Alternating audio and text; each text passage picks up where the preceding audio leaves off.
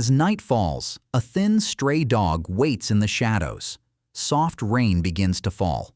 You happen to be passing by, but you take a pause, crouching down to pick up your fallen umbrella. The dog hesitates, then takes one careful step back.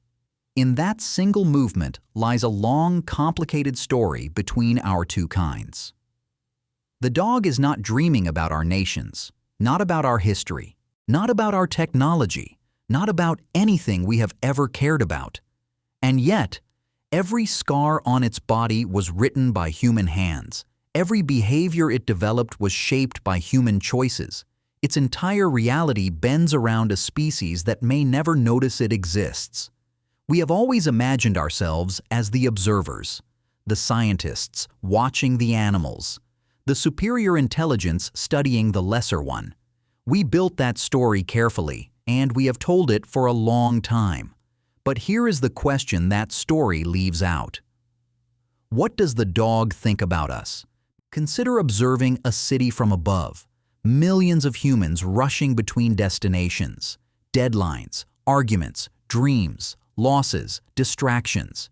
Each person convinced they are the center of their own story. Now imagine viewing that city from the pavement, from beneath the benches, from parking lots. A stray dog does not see the city as a network of buildings. It sees it as a network of behaviors, patterns, rituals, repeated movements, predictable emotions, the same species performing the same routines every single day. Living near humans brings food and shelter, but it also brings danger. They must stay close enough to survive, yet always ready to escape.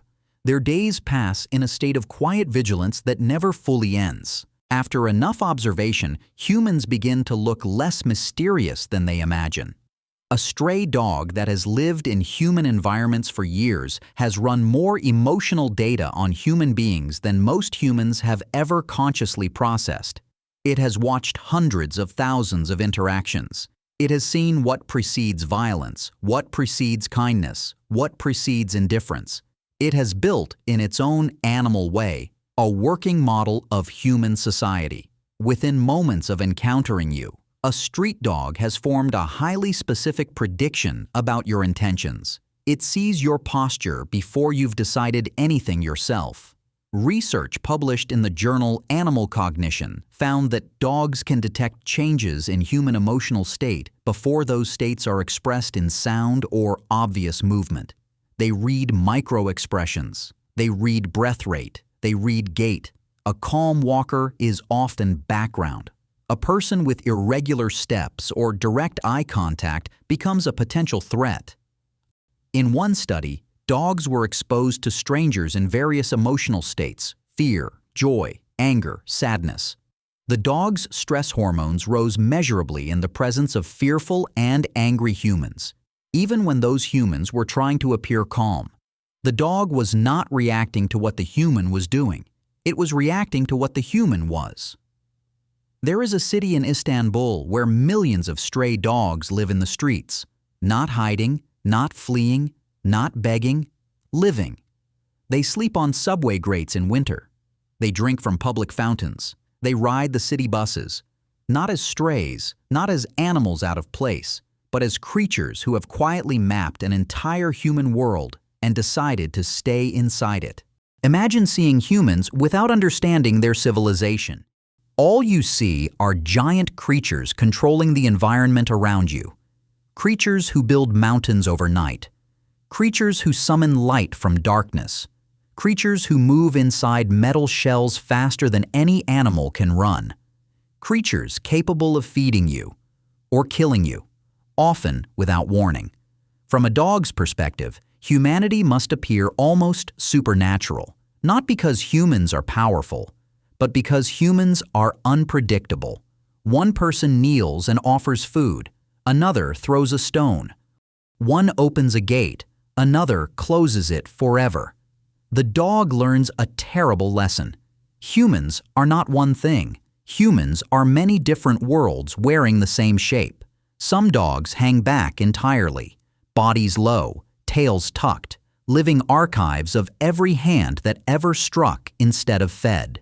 Their nervous systems carry the memory of betrayal in the same way ours carry the memory of fire. Because for a dog without an owner, humans are the weather. They are the most important and the most unpredictable force in the environment. And the best way to survive unpredictable forces is to understand them better than they understand themselves. Here is the question nobody wants to ask.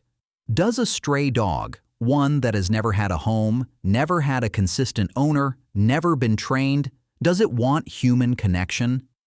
The assumption most people carry is no. That feral dogs and long-term strays have reverted in some way to something more wolf-like, more self-sufficient, more distant. Researchers who have spent time in stray dog populations describe something different. They describe dogs that seek human proximity without seeking anything specific from the human. Dogs that will come and sit near a person who sits down on a bench, not begging, not alert for food, just near. Dogs that follow a specific street vendor every morning, not for scraps, but because the vendor is there and the vendor is known. In 2021, a study in Romania examined the hormone levels of stray dogs before and after brief positive interactions with unfamiliar humans. Oxytocin, the same neurochemical associated with bonding, trust, and attachment in both humans and dogs, rose significantly in the dogs after even a short period of calm human contact. Researchers have also documented persistently elevated cortisol levels in long-term strays, the biological tax of living in permanent uncertainty. Their stress mirrors the emotional climate of the humans around them. They are, in a sense, living barometers of our collective kindness or cruelty, with the presence of a calm human being. The dog did not need to own the relationship to want it. And consider what that means against everything else the science has shown. This animal has watched us, recorded us, formed opinions about us, held grudges against specific individuals, built social maps of our cities, and still it seeks proximity. Still it comes closer. Still it wants to be near.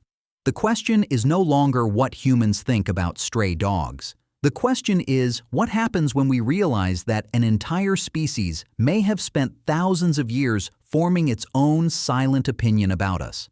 300 million free-roaming dogs, each carrying its own private map of human nature, each one a small philosopher of risk and reward, hope and memory.